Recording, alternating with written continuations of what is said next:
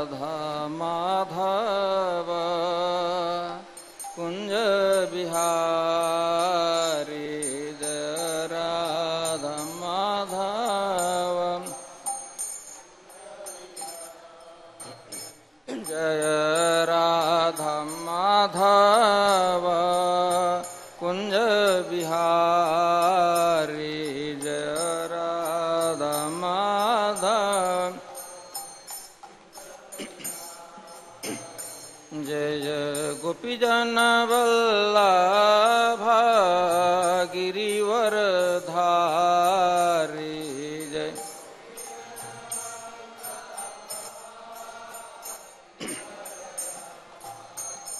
जय गोपीजन वल्लभ गिरिवर धारी जय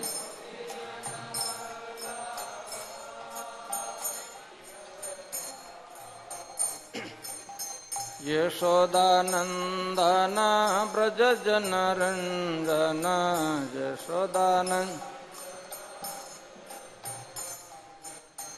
यशोदानंदन ब्रज जन रंजन यशोदानंदन यमुना तीर वनचारी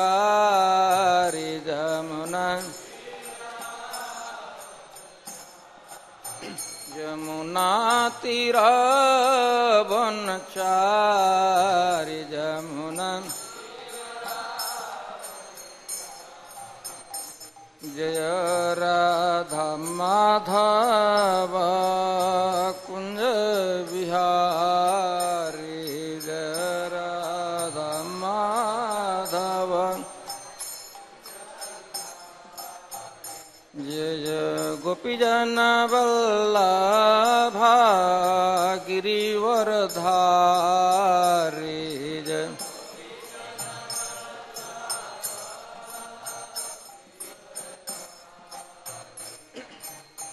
यशोदानंदन ब्रज जन रंजन यशोदानंदन यमुना तीर वनचारी यमुना जय राधा माधव कुंज बिहारी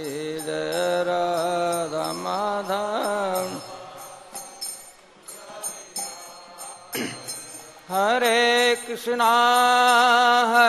कृष्णा कृष्णा कृष्णा हरे हरे हरे राम राम राम हरे हरे हरे कृष्ण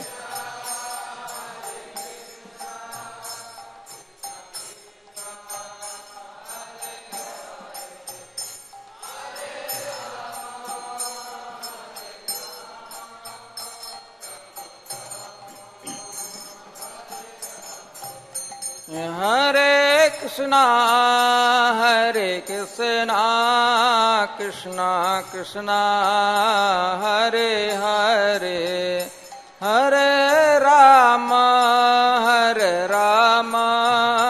राम राम हरे हरे हरे कृष्ण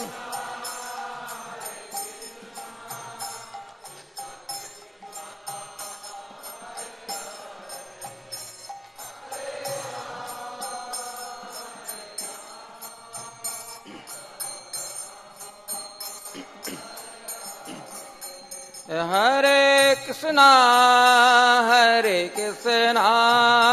कृष्णा कृष्णा हरे हरे हरे राम राम राम हरे हरे हरे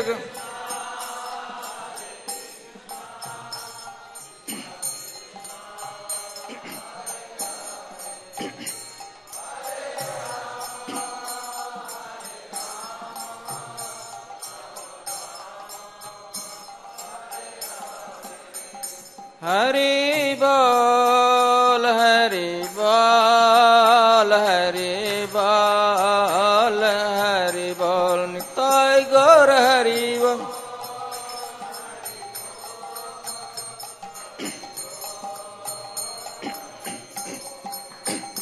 जय प्रभुपद श्रील प्रभुपद प्रभुपद श्रील प्रभुपद प्रभु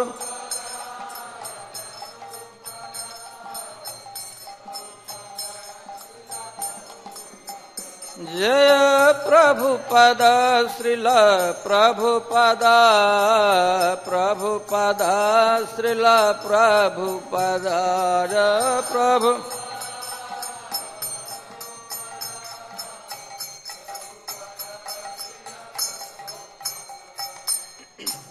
जय ओम विष्णुपाद परमहंस परिव्राजकाचार्य अष्टोत्तर षष्ठिभाजंगे शिला अभय चरणा रविंद भक्ति वेदांत स्वामी श्रील प्रभुपाद की इस्कॉन फाउंडर आचार्य श्रील प्रभुपाद की जय ओम विष्णुपाद परमहंस परिव्राजकाचार्य अष्टोत्तर षष्ठिभाजंगे शिला भक्ति सिद्धांत सरस्वती गोसाई प्रभुपाद की अनंत कोटि वैष्णव वृंद की नामाचार्य श्री हरिदास ठाकुर के प्रेम से कहो श्री कृष्ण चैतन्य प्रभु नित्यानंद श्री अद्वैत गदाधर श्रीवासदि गौर भक्त वृंद के श्री श्री राधा कृष्ण गोप गोपीनाथ श्याम कुंड राधा कुंड गिरी गोवर्धन के श्री वृंदावन धाम के श्री श्री नवदीप मायापुर धाम के श्रीमती तुलसी देवी भक्ति देवी की गंगा जमुना माई की गौर प्रेमानंदे हरिनाम संकीर्तन के all glories to assembled devotees, all glory to assembled devotees, all glory to assembled devotees, all glory, all Guru Guru Garang ki jai, Srila Prabhupada ki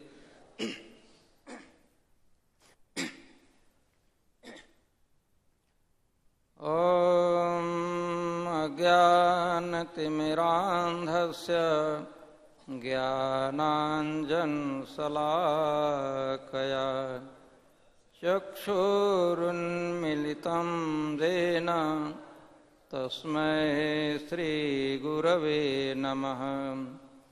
श्रीचैतन्यमनोभीष्टं स्थापितं येन भूतले स्वयं रूपः कदा मह्यं ददाति स्वपदान्तिकं वन्देऽहं श्रीगुरुः श्रीयुतपदकमलं श्रीगुरुन् वैष्णवांश्च श्रीरूपं साग्रजातं सहगणरघुनाथान्वितं तं सजीवम् साद्वैतं सावधूतं परिजनसहितं कृष्णचैतन्यदेवं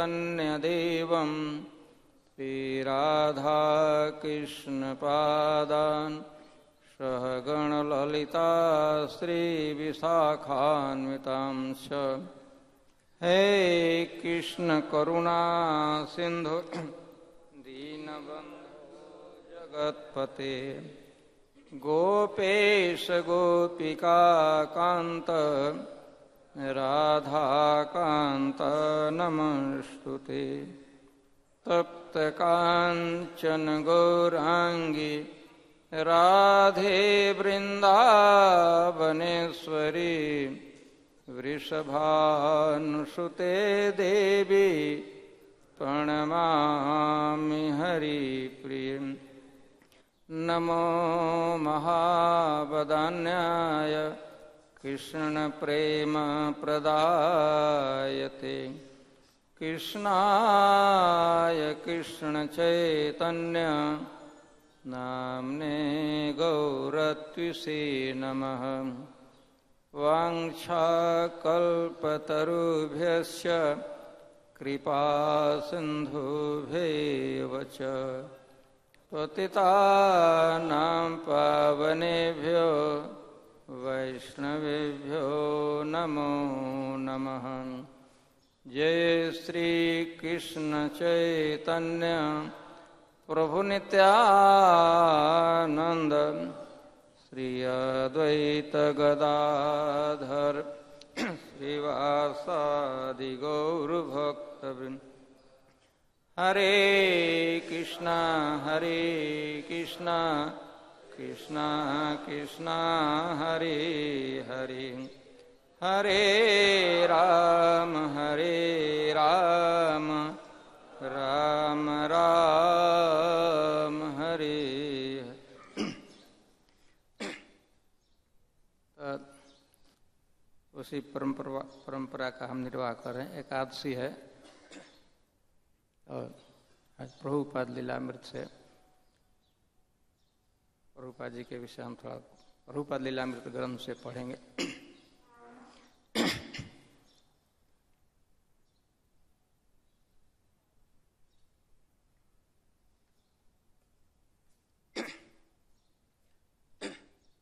क्रम आप लोगों को पता ही होगा। मैं कुछ दिन पहले सौभाग्यवश एकादशी के ही दिन यहाँ था, तो मैं पढ़ रहा था, कुछ कहा था। आज मुझे पुस्तक दिया गया तो ठीक उसके बाद, और टॉपिक भी लगभग वही है।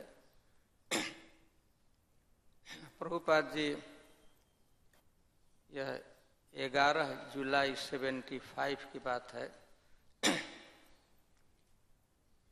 आप लोगों में से जो क्लास में थे चाहे अवश्य पढ़े होंगे, लेक मिशिगन उसके तट पर और शिकागो सिटी में एक प्रसिद्ध संवाददाताओं के साथ और प्रभुपाद जी का कुछ वार्तालाप हुआ था, जिसमें टॉपिक घूम फिर पर आ गया था स्त्री स्वातंत्र्य। इस शब्द का प्रयोग किया जाता है, स्त्री अधिकार अथवा स्त्री स्वातंत्र्य। तो वहां से प्रभुपाद जी शिकागो से फिलाडेल्फिया शहर में आए थे। शिकागो के भक्त चाहते थे कि प्रभुपाद जी वहां रहें, उत्सव वहां भी था शिकागो में, परंतु प्रभुपाद जी पहले से प्रॉमिस कर चुके थे कि रथ यात्रा के उपलक्ष्य में प्रभुपाद जी रहेंगे फिलाडेल्फिया शहर में। इसलिए श्री प्रभुपाद जी फिलाडेल्फिया शहर में आ गए थे। यह जो प्रसंग है, यह जो चल रहा है, तो प्रभुपाद जी रथ यात्रा के समय फिलाडेल्फिया सिटी में हैं। कैसे उनका आगमन हुआ और क्या वार्तालाप हुई, वही सब्जेक्ट रहेगा। तो मैं थोड़ा सा पढ़ लेता हूँ टेक्स्ट से, इसके बाद चर्चा करेंगे इस पर।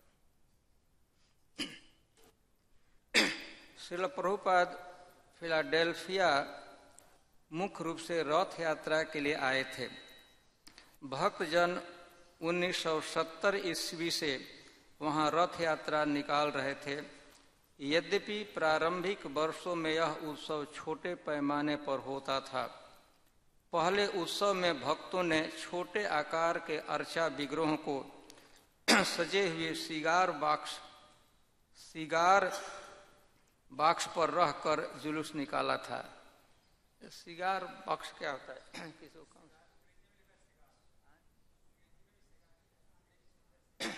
हाय वह क्या?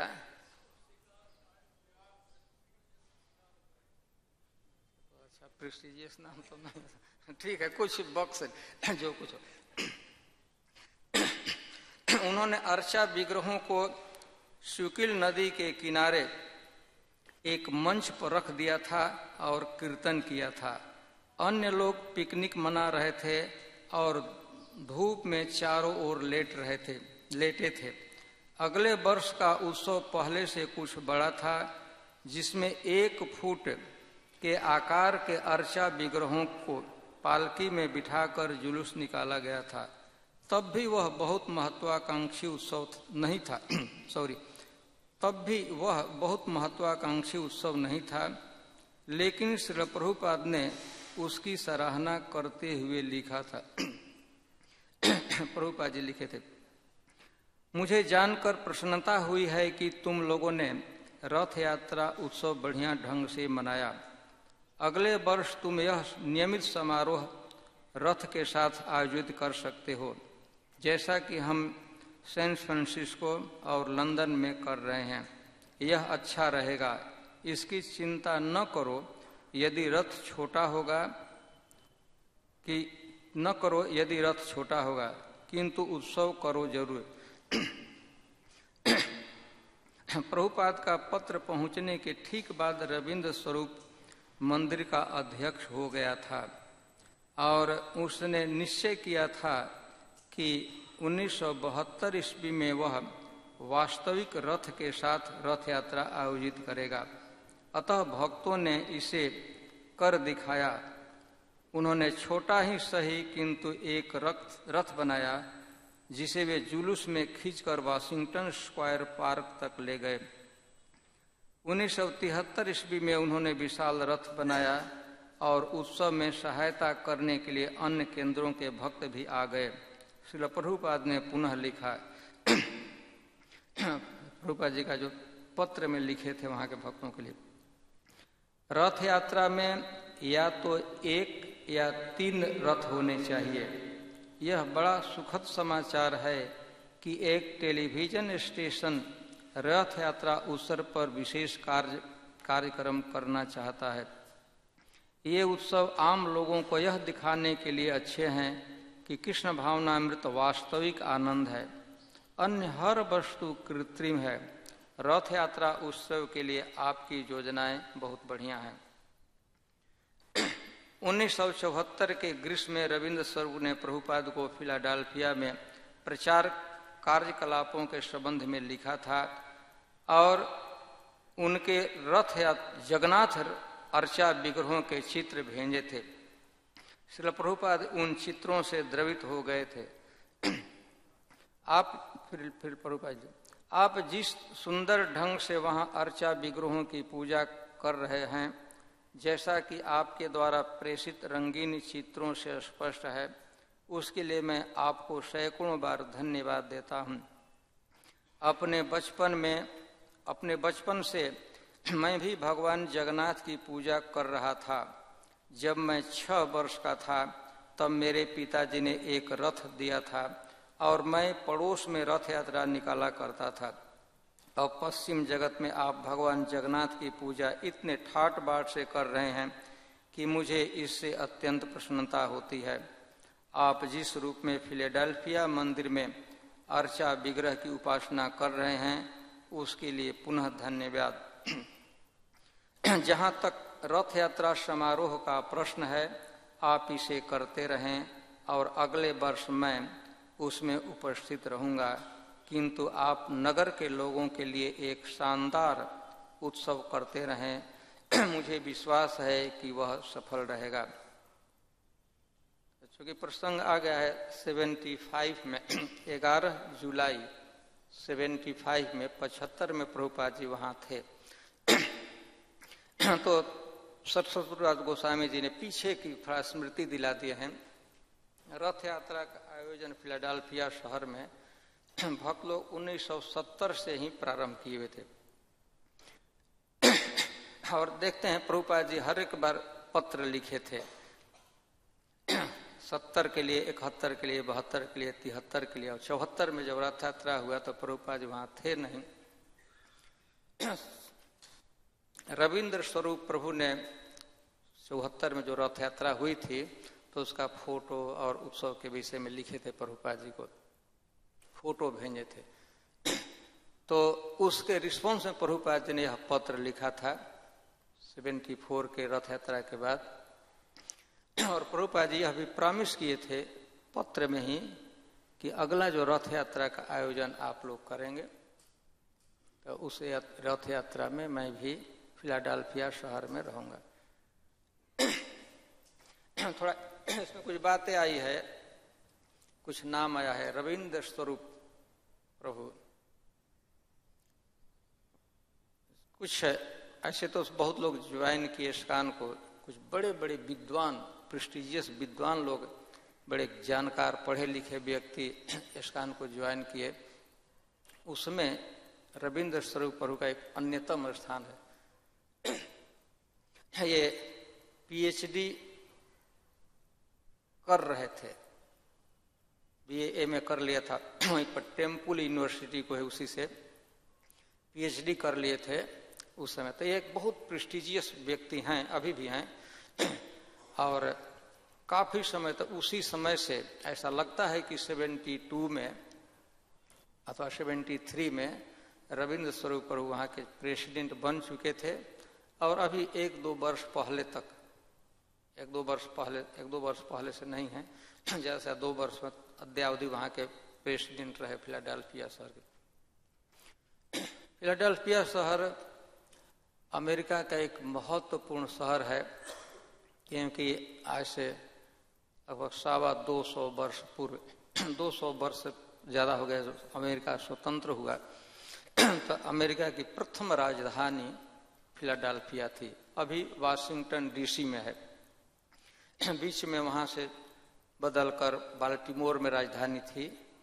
पहले फिलाडेल्फिया से बाल्टीमोर, अभी Washington DC, district of Columbia उसको कहते हैं, क्योंकि वाशिंगटन 2 शहर है, तो उसमें से एक के लिए वाशिंगटन के और कहते हैं, वो वेस्ट कोस्ट में है, और जो दूसरा है वो स्टेट जैसा भी है, और दूसरा जो है ईस्ट कोस्ट में। तो Philadelphia Washington DC, district of Columbia, तो वहाँ पर एक बहुत प्रेस्टिजियस है, क्योंकि प्रथम राजधानी, अमेरिका की राजधानी रह चुकी है वह नगरी, और वहीं पर एक बहुत बड़ा लिबर्टी वेल है, बहुत बड़ा आकार में, जैसे हम लोग बजाते हैं ना मंदिरों में, ठीक उसी का आकार है, लेकिन बहुत बड़ा है। और स्वतंत्र हुआ जिसे, तो उसी को वेल को बजाकर घोषित किया गया था, अनाउंसमेंट किया था कि आज अमेरिका स्वतंत्र हो गया। अमेरिका को स्वतंत्रता मिली, तो स्वतंत्रता के उपलक्ष्य इसीलिए उस अभी जो घंटी है बड़ा है, वैसे घंटी है जैसे मंदिरों में यहाँ होता है, शिव जी के बैल के दोनों तरफ लटकता रहता है, वैसे चाहे शिव जी का जो बैल है उसमें बांधे रहते हैं छोटा सा, तो उसी तरह उसको बजाकर घोषित किया गया था कि अमेरिका स्वतंत्र हो गया।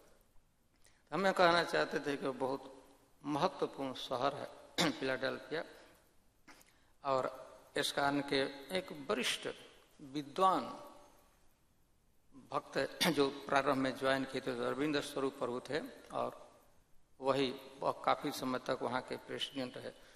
तो अपने प्रमिस के अनुसार, क्योंकि रविंद्र स्वरूप प्रभु को 74 में प्रभुपाद जी ने कहा था कि मैं आपकी रथ यात्रा में रहूंगा, तो वहाँ से फिलाडेल्फिया शहर में आ गए।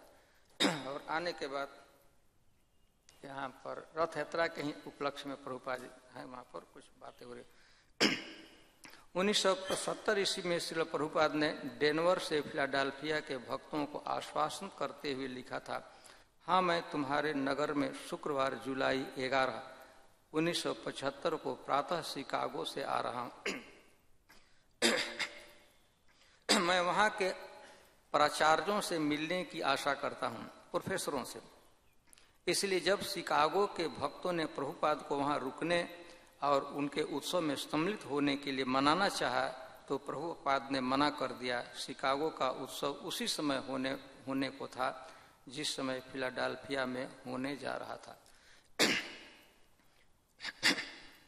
श्री प्रभुपाद जी के पहुंचने के कुछ ही देर बाद वर्षा होने लगी और पूरे शुक्रवार और शनिवार भर उसका क्रम चलता रहा। जब प्रभुपाद के प्रातःकालीन भ्रमण का समय आया और वर्षा तब भी हो रही थी, तो उन्होंने कहा, तो आज मेरा घूमना कार में होगा। कुछ सन्यासियों और जीबीसी के लोगों के साथ कार में बैठकर प्रभुपाद जी वर्षा में निकल पड़े और फेयरमाउंट पार्क में चक्कर लगाते रहे। वर्षा का क्रम शनिवार को उस समय तक चलता रहा जब रथ यात्रा का जुलूस निकला था। जुलूस को इंडिपेंडेंस मॉल से शुरू होना था और वालनट स्ट्रीट से होते हुए ब्रॉड स्ट्रीट और फिर सिटी हॉल का चक्कर लगाते हुए फिलाडेल्फिया म्यूजियम ऑफ आर्ट के पीछे घास के ढालू मैदान पर समाप्त होना था।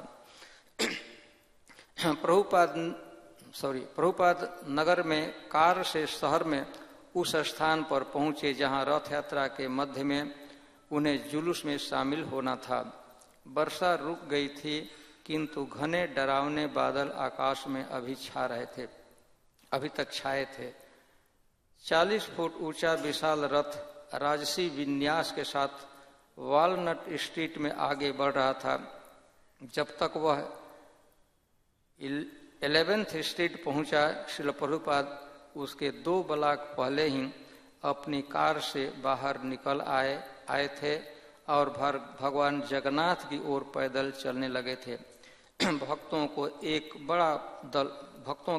बड़ा दल प्रभुपाद को घेरे हुए था और रथ पर बैठे भक्त प्रभुपाद को अपनी ओर आते देख सकते थे। भक्तों के दोनों दल एक हो गए और कीर्तन की धूम मच गई। प्रभुपाद अब रथ के सामने खड़े थे। वे अपने हाथों और घुटनों के बल नीचे झुके और भगवान जगन्नाथ को प्रणति निवेदन में उन्होंने अपने मस्तक को सड़क से स्पर्श किया। तो आप लोग जैसा वर्णन है, उस दिन प्रभुपाद जी पहुंचे थे, शुक्रवार को पहुंचे थे। रविवार को रथ यात्रा का आयोजन था। तो रविवार और शनिवार वर्षा होती रही, परंतु सौभाग्य जब रथ यात्रा निकलने का अवसर आया तो उस समय तक रथ यात्रा बंद हो चुकी थी। प्रभुपाद जी से लगता है कि शुरू में रथ यात्रा के समय जहां से प्रारंभ होने वाला था वहां नहीं थे। प्रभुपाद जी बीच में शामिल होने वाले थे। कार से आकर प्रभुपाद जी वहां आ गए। ये आचार्य होते हैं तो अपने आचरण से शिक्षा भी देते हैं। जिधर से रथ जा रहा था, प्रभुपाद जी का कार उधर से आ रहा था, विपरीत दिशा से। तो प्रभुपाद जी ने कहा कि 2 ब्लॉक पीछे, अभी रथ यात्रा कहीं दूर था। जय श्री श्री सीताराम लक्ष्मण हनुमान जी की, श्री श्री राधा पारसारथी जी की, श्री श्री गौर निताई की, श्रील प्रभुपाद की। तो प्रभुपाद जी विपरीत दिशा से आ रहे थे, कार से आ रहे थे, शामिल होना था। तो 2 ब्लॉक का आप लोग जानते हैं क्या अर्थ होता है? थोड़ा दूर ही रथ से दूर देखे कि रथ आज सामने सार, तो प्रभुपाद जी कार से उतर गए। वहां से पैदल चले कार के तरफ और प्रभुपाद ने भगवान का, जगन्नाथ जी का रथ यात्रा का सम्मान किया। वृद्ध थे प्रभुपाद जी, 75 की बात है।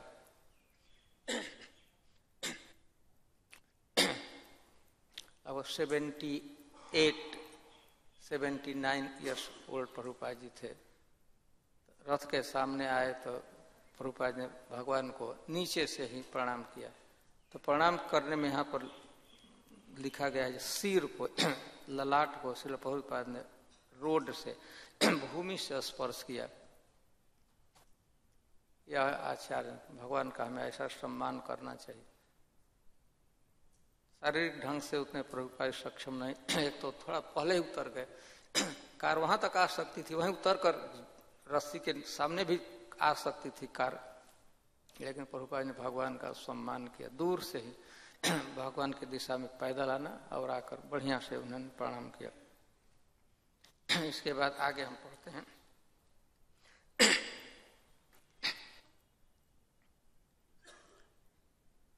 प्रभुपाद ने कहा कि यह रथ अब तक के रथों में सबसे अच्छा था। उन्हें विशाल मजबूत पहिए विशेष पसंद आए, जो छोटे छोटे गोले हीरे की शक्ल के शीशों से सजाए गए थे। रथ पर चढ़कर वे अर्चा विग्रह के नीचे बैठ गए। कई दिनों से पहली बार बादल फट गए और उनमें से सूर्य चमकने लगा था। बारिश उसी से बंद हुई थी। अब लोग कार्यालयों और दुकानों में से बड़ी संख्या में बाहर निकलने लगे। वे पटरियों पर खड़े हो गए और सड़कों में आकर जुलूस में शामिल होने लगे।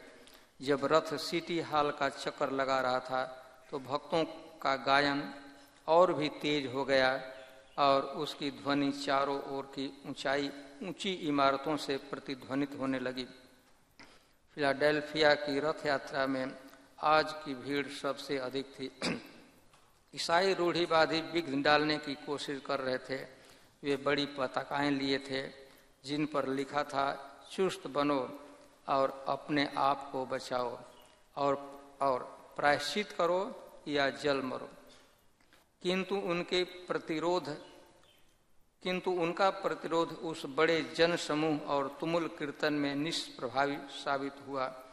एक समय जब श्रील प्रभुपाद विशेष रूप से संतुष्ट दिखाई देख रहे थे, रथ पर बैठा एक भक्त उनकी ओर झुका और पूछने लगा कि उत्सव के संबंध में प्रभुपाद क्या सोचते हैं। प्रभुपाद ने उत्तर दिया कि वे सोचते हैं कि अमेरिकी वैष्णव अब स्थायी रूप से पश्चिम में रहने लगे हैं। आर्ट म्यूजियम के पीछे का पार्क प्रतीक्षारत लोगों से भरा था। श्रील प्रभुपाद ने मंच पर अपना आसन ग्रहण किया और ध्वनि विस्तारक यंत्र के सामने आवाज देना शुरू किया। प्रभुपाद जी का लेक्चर वहां तक पहुंचने के बाद प्रभुपाद ने इस महान नगर फिलाडेल्फिया की महिलाओं और सज्जनों, सबसे पहले मैं आपको धन्यवाद देना चाहता हूं। आप कृपा करके इस आंदोलन में सम्मिलित हुए हैं और इतने उत्साहित हैं, इसलिए मैं आपका अत्यंत आभारी हूं। मैं उन अमेरिकी लड़कों और लड़कियों का विशेष रूप से आभारी हूं जो पाश्चात्य देशों में कृष्ण भावनामृत आंदोलन फैलाने में मेरी इतनी मदद कर रहे हैं। प्रभुपाद ने समझाकर बताया कि किस प्रकार सभी जीवात्माएं शाश्वत हैं, किंतु भौतिक शरीरों को स्वीकार कर लेने के कारण जन्म, मरण, व्याधि और वृद्धावस्था के दुख भोगने को बाध्य हैं।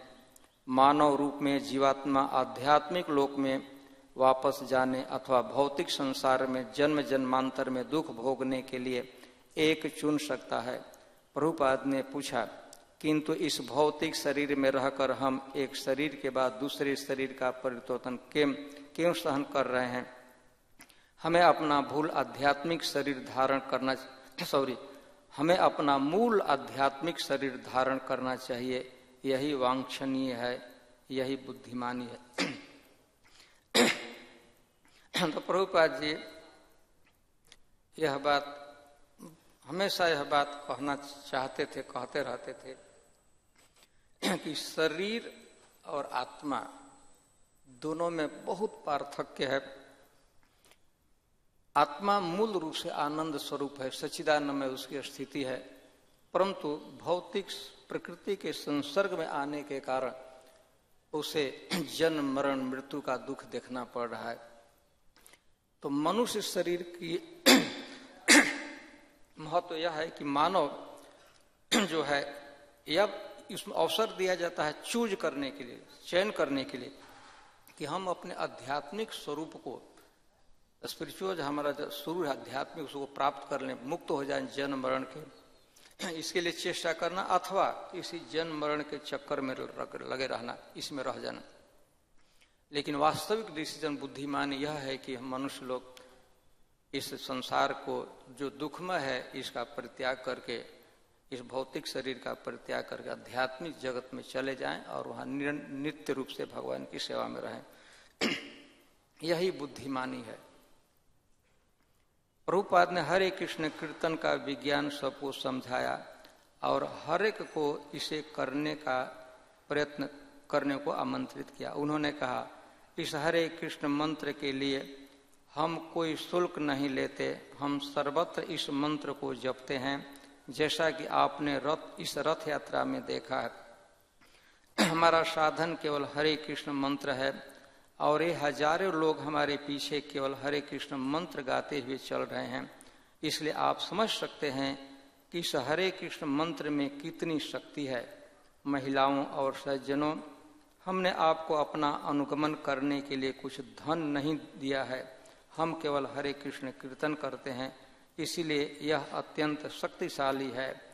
हरे कृष्ण कीर्तन से आप कभी थकेंगे नहीं। आप प्रत्यक्ष देख रहे हैं, आप 24 घंटे कीर्तन करते रहें फिर भी कभी थकेंगे नहीं। इसलिए कहा गया है गोलोकेर प्रेम धन। इस कीर्तन की लहर आध्यात्मिक संसार से आती है। तो मनुष्य का कर्तव्य उसे आध्यात्मिक प्रगति के लिए प्रयास करना चाहिए।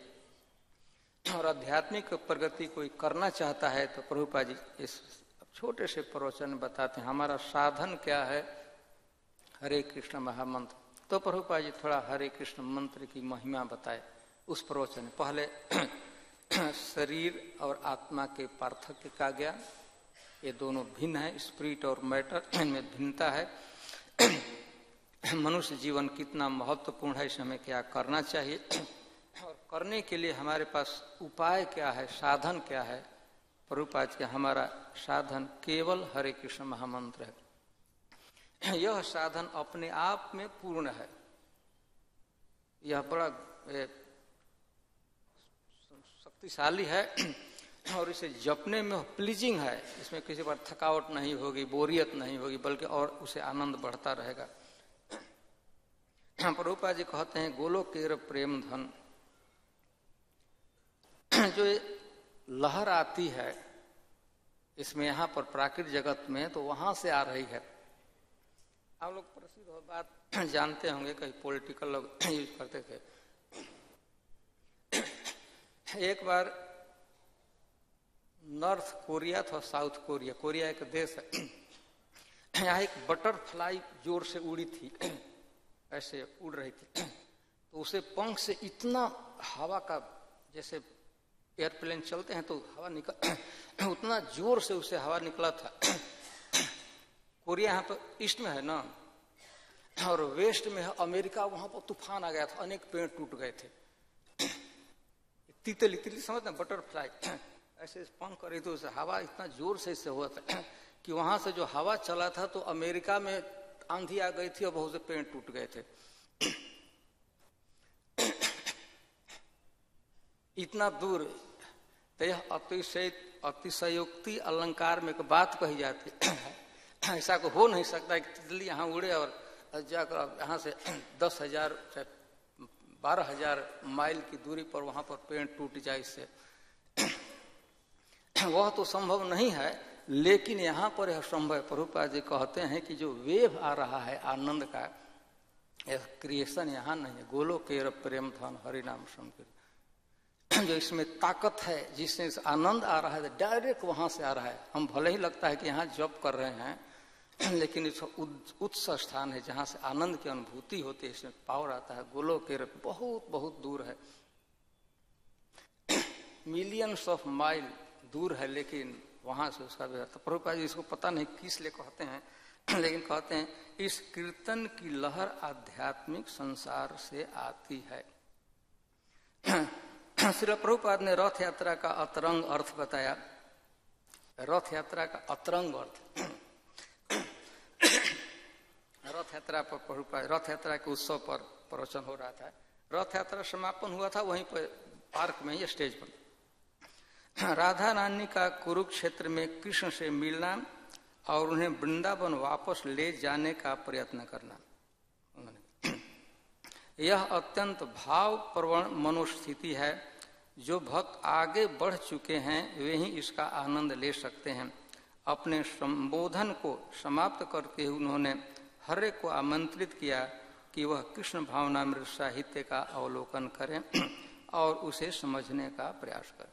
यह कंक्लूजिंग लाइन था। रथ यात्रा का किस लिए होता है, उसका भाव प्रभुपाद ने बताया, राधा रानी के मूड की बात बताया, और उस कंक्लूड करते हुए, समाप्त करते प्रवचन में कहा कि हमारा साहित्य है, हरे कृष्ण आंदोलन के पुस्तकें हैं, कृपा करके आप इसका अवलोकन कीजिए, देखिए और उसमें क्या बातें कही गई है उसको समझने का प्रयास कीजिए। बुक डिस्ट्रीब्यूशन जिसे हम लोग आप भी कहते हैं, पुस्तक वितरण, उसके भी प्रभुपाद ने उत्साहित किया है, थोड़ा हिंट किया।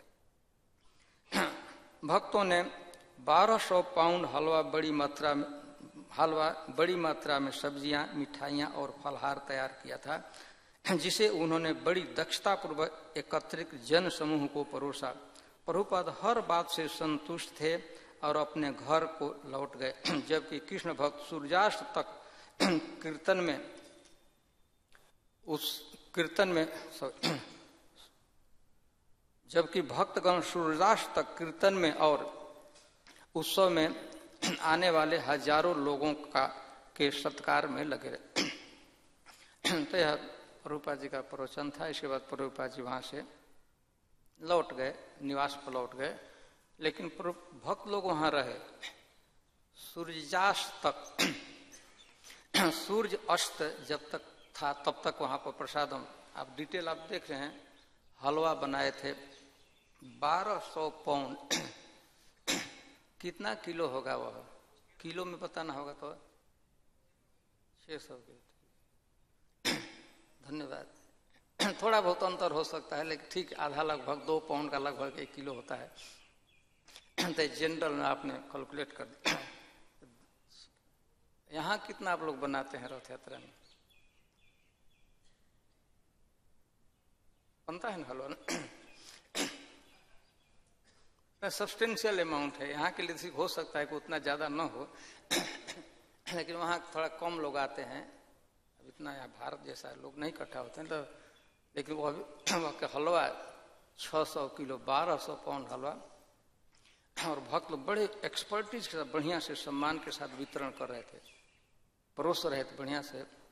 और प्रभुपाद जी वहां से चले गए। हम तो यहाँ समाप्त करना चाहते हैं, लेकिन समय है तो थोड़ा सा और पढ़ लेते हैं।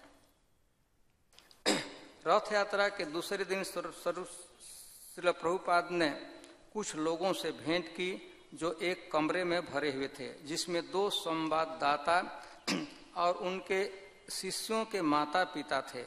संवाददाता मिस सैंडी निक्सन थी, जो स्वतंत्र लेखिका थी, और फिलाडेल्फिया इंक्वायरर की मिस जोन्स थी। मिस जोन्स वही महिला थी जो श्रील प्रभुपाद से हवाई अड्डे पर मिल चुकी थी। मिस निक्सन के गले में जप की माला देखकर प्रभुपाद ने कहा, वह एक भक्त है, वह जप कर रही थी। सेटअप दूसरा है। उसमें कौन कौन लोग बैठे थे? प्रभुपाद जी बैठे थे, संवाददाता हम लोग क्या कहते हैं वास्तव में? मीडिया के लिए कहते हैं। आप क्या कहते हैं?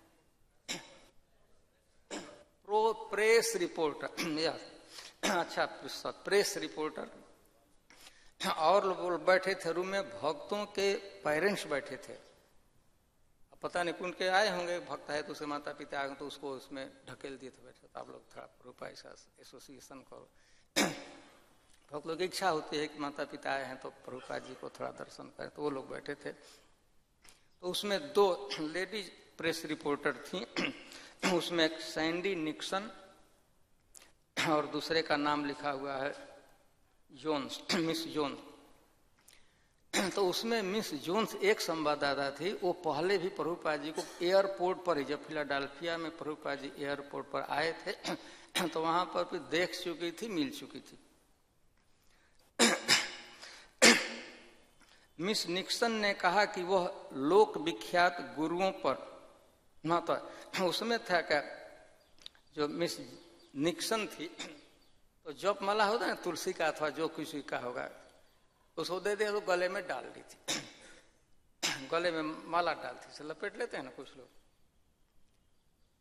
तो उसी अवस्था में प्रभुपाद जी ने देखा, तो उस पर प्रभुपाद जी ने कमेंट किया कि वह एक भक्त है, वह जप कर रही थी। शायद ऐसे कर भी रही होगी, हरे कृष्ण वैसे प्रभुपाद जी ने कहे। तो उसमें निक्सन थी, उसने कहा कि दुनिया में इस समय जो बड़े बड़े गुरु लोग हैं, धार्मिक जो गुरु हैं बड़े बड़े, तो उस पर एक पुस्तक लिख रही है। वो कुछ पुस्तक लिख रही थी, उसमें बहुत बड़े गुरु आप लोग जानते होंगे, और भी बहुत लोग प्रचार करने के लिए गए हैं। तो और प्रभुपाद जी से वह 15 प्रश्न पूछना चाहती, 15 प्रश्न सेटअप किया था। प्रभुपाद जी 15 प्रश्न पूछता। वह बोली, मैं आपसे प्रश्न पूछने जा रही हूं और अधिकांश का उत्तर मैं स्वयं दे दूंगी। कितना उटपटांग बात है। कह रही है कि मैं आपसे प्रश्न पूछने जा रहा हूं और इस सभी प्रश्नों का मैं स्वयं उत्तर दे सकता हूं, मैं जानती हूं उत्तर। श्रील प्रभुपाद उसे मैं आपसे स्वयं श्रील प्रभुपाद उसे पसंद करते प्रतीत हो रहे थे, चाहे कारण यही हो कि वह जप माला पहने थी। लेकिन कुछ भक्त उसके यह कहने पर कतरा रहे थे कि जो प्रश्न वह पूछने जा रही थी उसके उत्तर वह पहले से ही जानती थी। यह स्त्री ने कहा तो लग रहा था प्रभुपाद के चेहरे के फेस एक्सप्रेशन से प्रभुपाद जी उस पर खुश हैं। तो यहाँ पर सत्स्वरूप दास जी आशंका करते हैं कि शायद प्रभुपाद जी प्रसन्नता का क्या कारण हो सकता है। शायद उसके गले में जो माला था उसी के लिए प्रभुपाद जी प्रसन्न दिख रहे थे। लेकिन जब उसने प्रश्न पूछना चालू किया तो दूसरे लोग समझ गए कि यह कुछ ये लोडेड क्वेश्चन होगा, कुछ चालू हो जाएगा। अब आगे 1-2 दिन पहले घटना घट चुकी थी। प्रसिद्ध जो स्त्री स्वातंत्र के विषय में शिकागो में लेक मिशिगन के तट पर जो संवाद हुआ था, ऊपर अमेरिका में बहुत उसकी चर्चा हुई थी। उसके लिए प्रभुपाद जी को क्रिटिसिजन का पात्र ही बनना पड़ता, जैसे कुछ प्रशंसा का भी।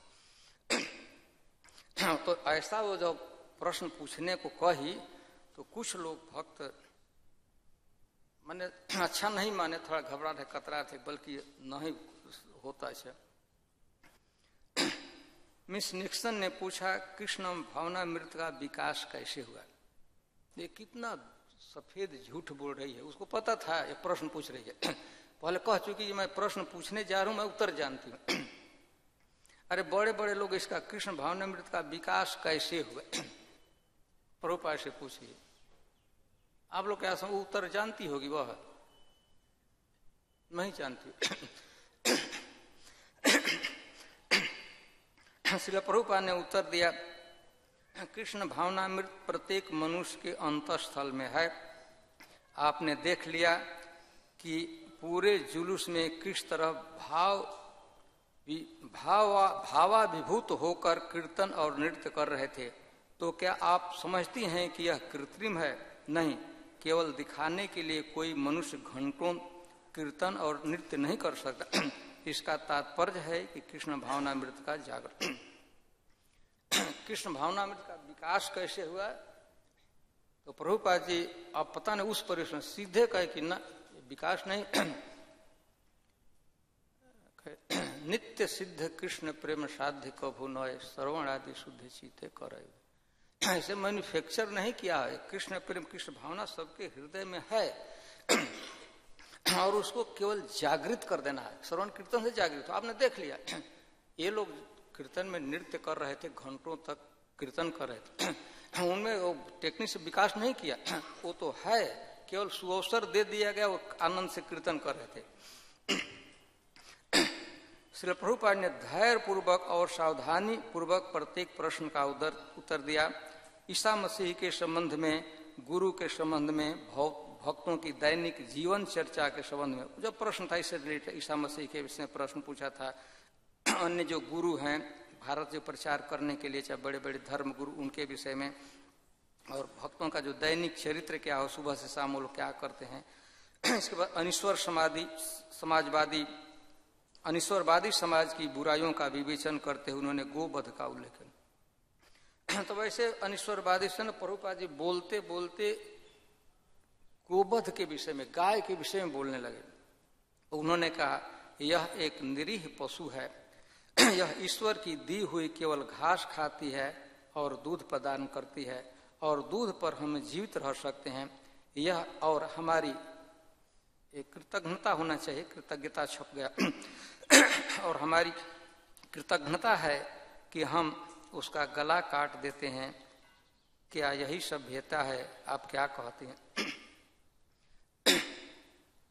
प्रभुपाद जी कहते गाय कितना इनोसेंट, पवित्र, निरीह पशु है बेचारी, जो भगवान ने, प्रकृति ने उसको घास दिया है, खाती है, घास खाती है, और बदले में दूध अमृत देती है।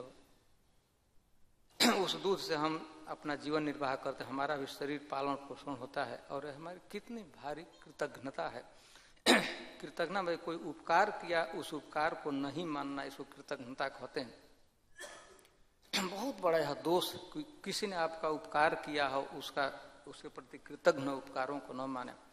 तो गाय को इतना हमको घास खाई और बदले हमको दूध दिया, हमको दूध पिलाया, हमारे जीवन का उसने पोषण किया और बदले में हम क्या करते हैं, उसको काट देते हैं। देखिए भौतिकवादी प्रेजेंट सिविलाइजेशन है, मॉडर्न सिविलाइजेशन बहुत बड़ा है, दोष है। तो प्रभुपाद जी उससे पूछे कि आप क्या समझती हैं, यही सभ्यता है, अच्छे लोगों का आचरण है।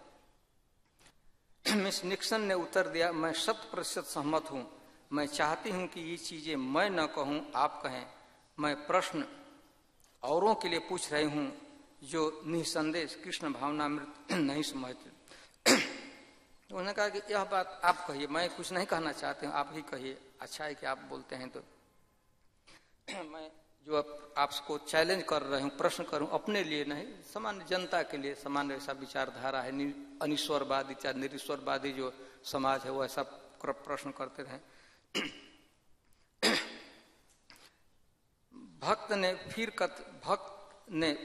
भक्त फिर कतराने लगे।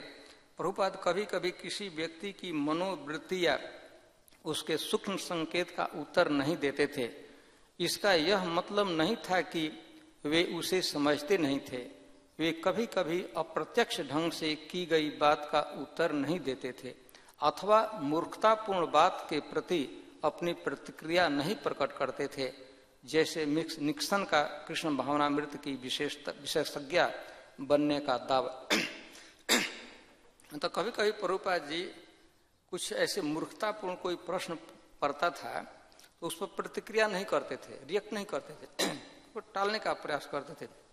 यहाँ पर टिपिकल है, वह क्लेम कर रही है कि कृष्ण भावनामृत की वो विशेषज्ञ है, वो सब जानती है कि कैसे होता है, कैसा करना चाहिए, क्या नहीं करना। लेकिन प्रभुपाद उसके प्रतिकार में नहीं कह सकते तुम नहीं जानती हो, तुम क्या जानती हो, नाम भी नहीं सुना है, केवल माला आधा घंटा के लिए इसे लटका ली हो तो तुम कृष्ण भावनामृत को अभी कह सकते थे। लेकिन प्रभुपाद जी एकदम शांत था, कुछ नहीं।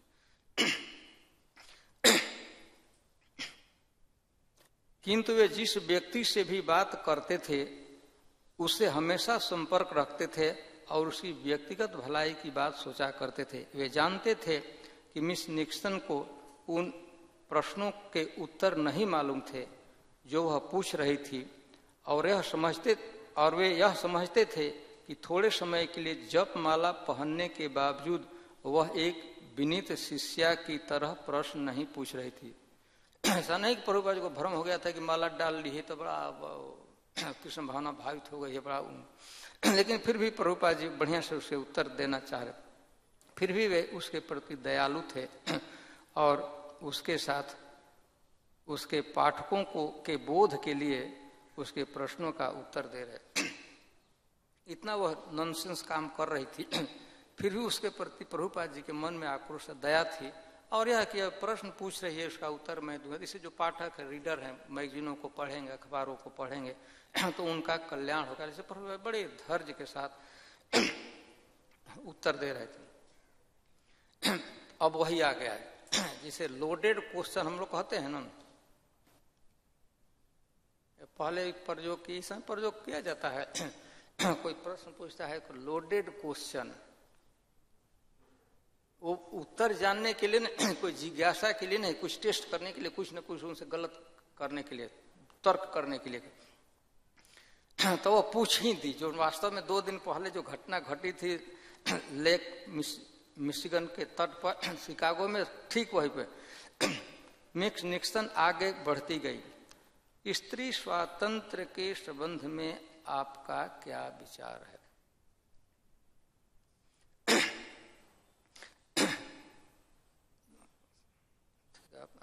प्रश्न उत्तर तक नहीं जाएंगे। प्रभुपाद मौन रहे और एक भक्त ने दोहराया, वह प्रभुपाद जी के साथ एक मौन रहे तो उस भक्त को भ्रम हुआ कि शायद प्रभुपाद जी नहीं सुने हैं, समझे नहीं। तो भक्त वह स्त्री स्वातंत्र्य के बारे में जानना चाहती है।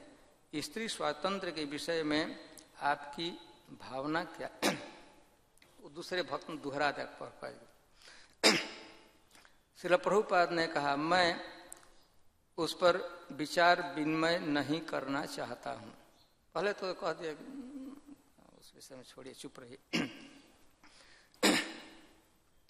प्रभुपाद की गंभीर मुद्रा धीरे धीरे मुस्कान में बदल गई। इतना कर गंभीर हो गए, लेकिन गंभीरता के फार प्रभुपाद मुस्कुराने लगे।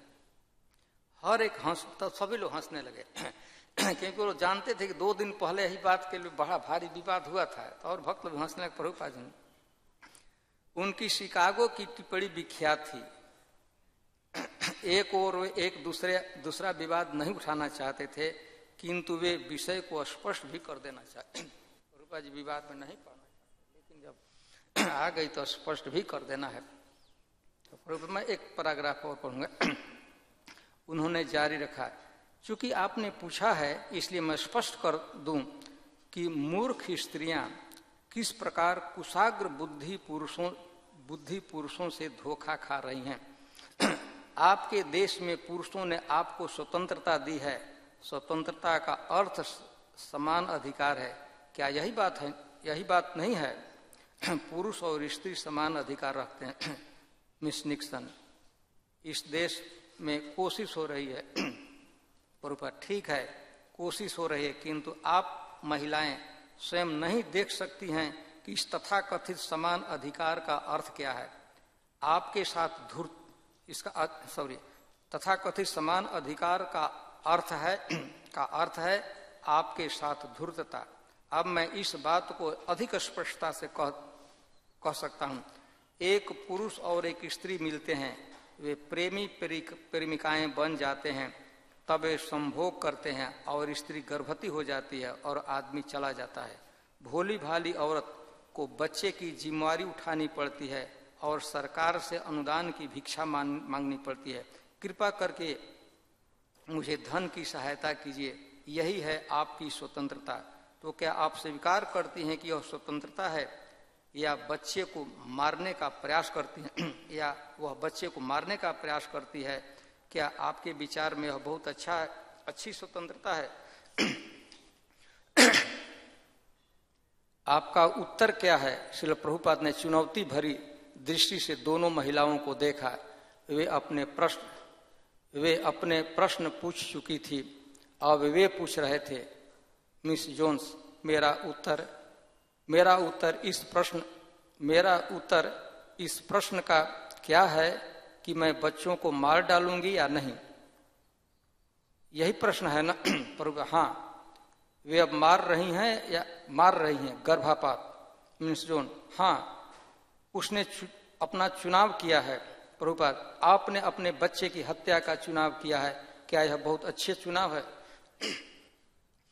तो समस्या बढ़ी गई जो प्रभुपाद जी अवॉइड करना चाहते थे। प्रभुपाद ने स्वतंत्रता का साफ अर्थ बताया। स्त्री पुरुष मिलते हैं। यहाँ के परिवेश में, संस्कृति में थोड़ा कम है। अमेरिका में एक दूसरे के पति पत्नी चाहे प्रेमिका प्रेमी बन जाते हैं, दोनों का संपर्क होता है। लड़की गर्भवती होते आती है, कुछ दिन अभी विच्छेद हो जाए, अभी बच्चा का जन्म नहीं हुआ है, लड़का भाग जाता है, कुछ मतलब कोई जिम्मेदारी नहीं। स्त्री को क्या करना पड़ता है? या तो प्रसव देगी, पालन पोषण के लिए सरकार से अनुदान, जहाँ कहीं हाथ पसारेगी भिक्षा, हमारा लड़का है, कोई देखने वाला है, तो भिक्षुणी बनेगी। अथवा दूसरा डिसीजन लेती है, क्लीन कर दिया जाए, बच्चे को गर्भपात कर दिया जाए। अधिकांश स्त्रियां अमेरिका में यही चॉइस करती हैं, ये सर्टेन टाइम जितना नियम के अनुसार, तो उस बच्चे को मार दिया जाए। तो प्रभुपाद जी की यही ना आपकी स्वतंत्रता है, स्वतंत्र घूमि। और प्रभुपाद जी तो एक और ऐसा सेंटेंस कहे हैं कि उसको मैं पढ़ ही देता हूँ, चूंकि बात आ गई है। छोड़िए, ज्यादा समय हो चुका है। तो स्वतंत्रता यही है। फिर भी उसने कहा, उसका विचार दोनों में निर्णय लेना है, उसका चॉइस है कि बच्चे को मार दे अथवा जन्म दे और भिक्षावृत्ति से चाहे जैसे अनुदान लेकर पालन कर रहे हैं, तो उसका व्यक्तिगत इसे दूसरों को क्या लेना देना है? उस दूसरे को भला है कि बुरा है, उसका पर्सनल चॉइस है। आप किचन में जाते हैं, आप भात खाएंगे कि रोटी खाएंगे, इसमें हमारा क्या आपत्ति हो सकता है? टेम्पल में क्या आपत्ति करेगा? किसी को अच्छा रोटी लगा रोटी खाए, जिसको भात अच्छा लगा भात लगा। किसी को, स्त्री को चॉइस है, उस गर्भ को नष्ट करना चाहती थे अथवा बच्चे को जन्म देना चाहती है, इसको दूसरे को क्या लेना देना?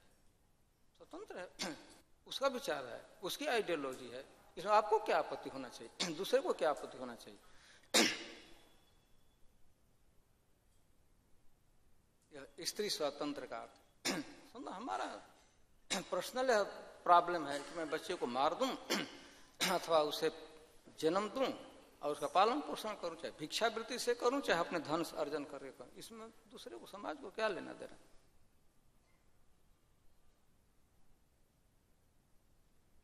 तो यह टॉपिक बार बार प्रभुपाद जी के सामने आ ही जाता था। प्रभुपाद जी अवॉइड करने का प्रश्न, प्रभुपाद जी ने यह कहा कि आपकी स्वतंत्रता का अर्थ